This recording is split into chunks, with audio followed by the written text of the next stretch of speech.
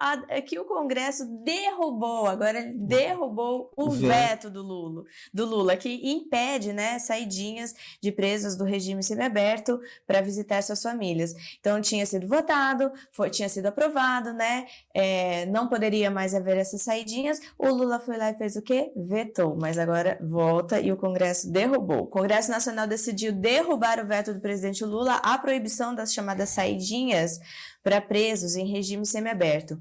Com essa decisão, a Lei de Execução Penal não permitirá mais as saídas temporárias para visitas familiares ou para participação em atividades que ajudem na reintegração social dos presos. A votação aconteceu ontem também, terça-feira, dia 28. Na Câmara, 314 deputados votaram pela derrubada e 126 pela manutenção do veto. Vitória do Brasil, mais uma vitória do Brasil, mais uma vitória do Brasil.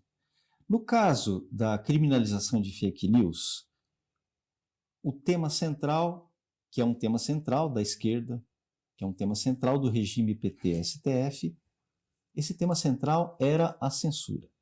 No caso das saidinhas, o tema central é a bandidolatria.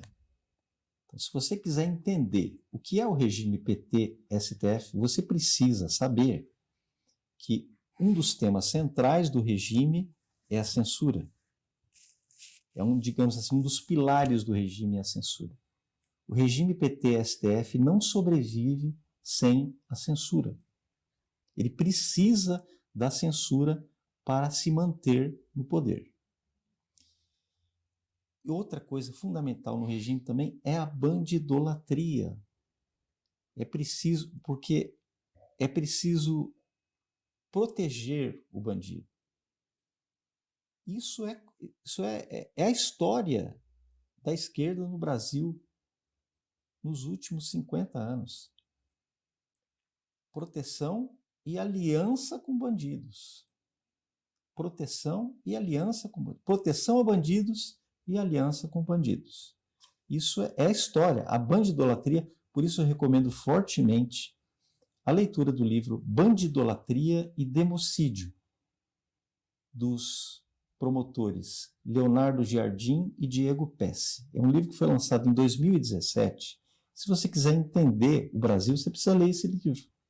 Porque esse livro explica por que a esquerda defende tanto os bandidos. Porque a esquerda defende tanto os bandidos.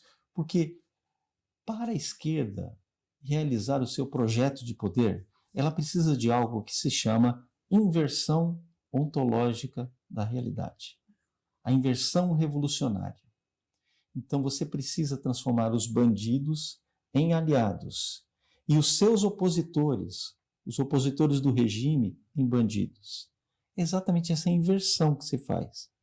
É isso, você precisa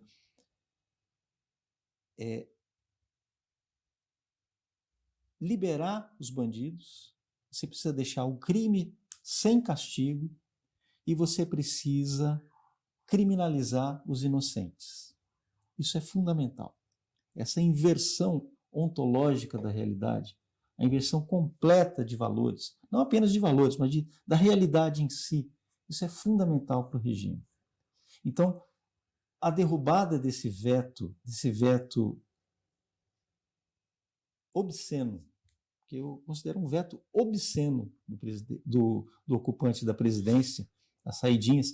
Esse veto, ele é uma vitória, a derrubada desse veto é uma vitória do Brasil, é uma vitória da liberdade, é uma vitória das vítimas dos bandidos, é uma derrota do crime organizado, porque as saidinhas são um elemento fundamental para o crime organizado. O crime organizado se aproveita das saidinhas.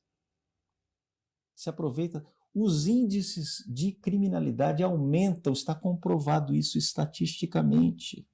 O Guilherme Derrite, que hoje é secretário de Segurança de São Paulo, comprovou já isso estatisticamente.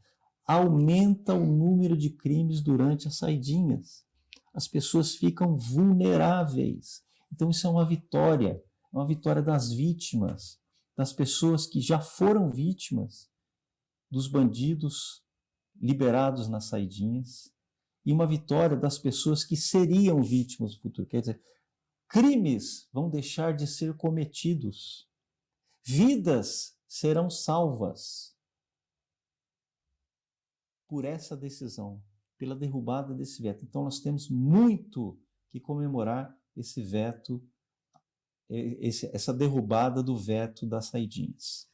Obrigada. Lembrando, então, esse livro, Bandidolatria, tem na livraria BSM, não é? Então, você encontra esse livro, esse maravilhoso livro, do Diego Pesce e do Leonardo Jardim, na livraria BSM. Se você for assinante do BSM, é por isso que você precisa assinar o BSM. Também. Você vai essa ter vantagem. 10% de desconto na compra de livros na livraria do BSM. E um livro como Bandidolatria e Democídio é um livro que você precisa ter na sua biblioteca. É um livro que você precisa ler e depois, eu tenho certeza que depois que você lê esse livro, você vai deixar ele pertinho assim, porque você vai voltar sempre a esse livro. Aí você vai entender muitas coisas, vai entender por que o regime PT-STF defende tanto os bandidos. Por que o regime PT-STF criminaliza tantos inocentes? Por que o regime PT-STF quer criminalizar notícias que não sejam interessantes para o regime?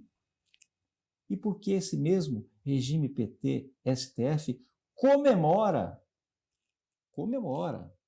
que 50% dos presos em flagrantes são liberados na tal da audiência de custódia?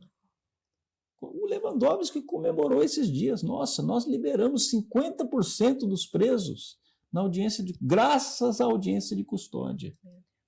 Se você lê Bandidolatria e Democídio, você vai entender por que isso acontece. Porque eles precisam do crime sem castigo e do castigo sem crime.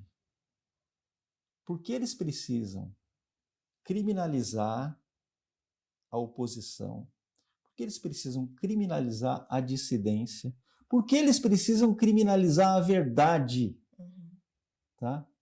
E inocentar os bandidos, os desinformantes, os mentirosos, os corruptos, como tem sido feito diante dos olhos de todo mundo. Tudo direciona para liberdade. E aí é aí que está a injustiça, né? Não tem a proporção. Liberdade para uns e liberdade, o contrário de liberdade, na perseguição de outros. A soltura dos bandidos significa o fim da nossa liberdade. Exato. O fim da liberdade das pessoas comuns. E aí interessa esse caos que se vira, né, por consequência. Você se torna um prisioneiro.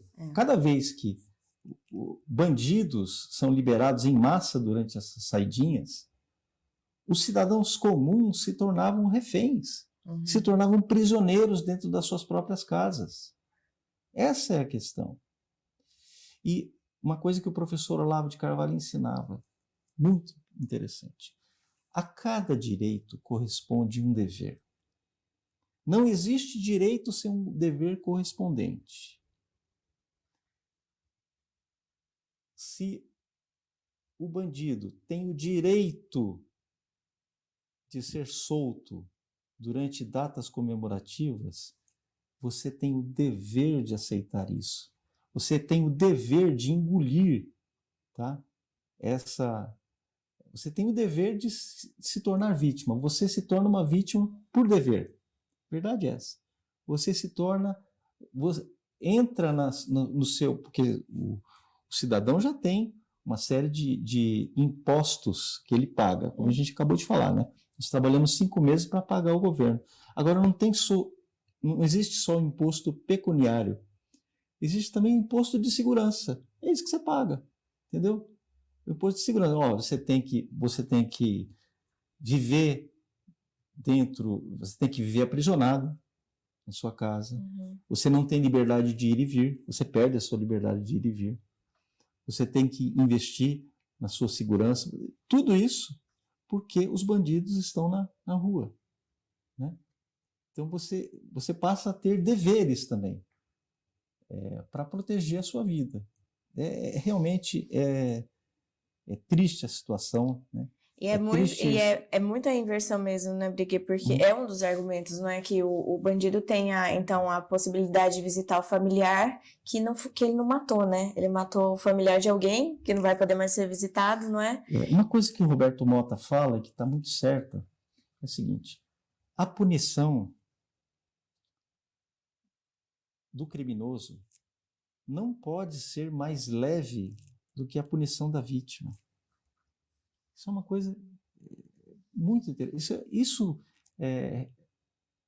nos leva à definição de justiça por Aristóteles, né? Senso de proporções.